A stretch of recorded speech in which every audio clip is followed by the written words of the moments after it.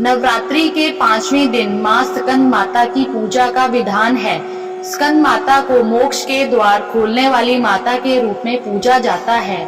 कहा जाता है कि स्कंद माता भक्तों की समस्त कामनाओं की पूर्ति करती है। मां दुर्गा के पंचम स्वरूप देवी स्कंद माता की उपासना से भक्त की सभी इच्छाएं पूरी होती है और जीवन में खुशियां आती है। संतान प्राप्ति के लिए स्कंद माता की आराधना करना लाभकारी माना गया है। स्कंद माता की पूजा से भक्त को मोक्ष मिलता है।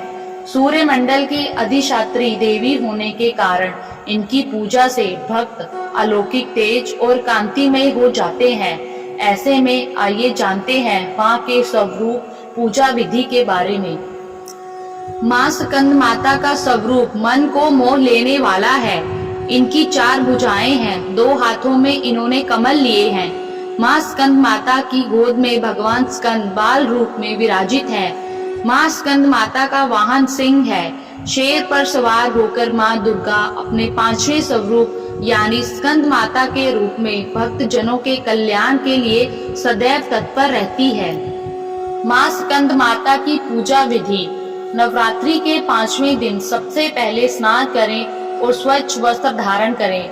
फिर घर के मंदिर या पूजा स्थान में चौकी पर स्कंद माता की तस्वीर या प्रतिमा स्थापित करें। इसके बाद गंगा जल से शुद्धिकरण करें। फिर एक कलश में पानी लेकर उसमें कुछ सिक्के डालें और उसे चौकी पर रखें।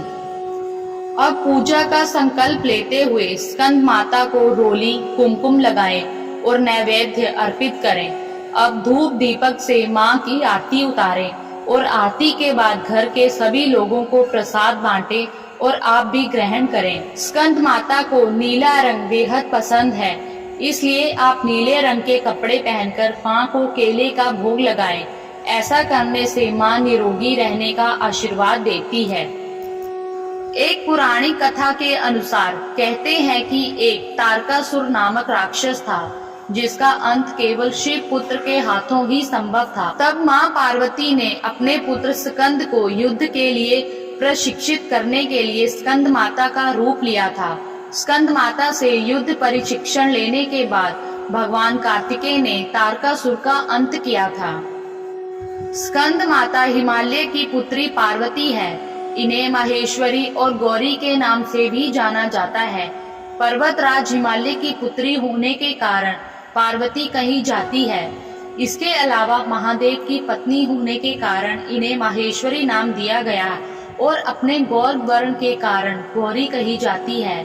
माता को अपने पुत्र से अति प्रेम है। यही कारण है कि मां को अपने पुत्र के नाम से पुकारा जाना उत्तम लगता है।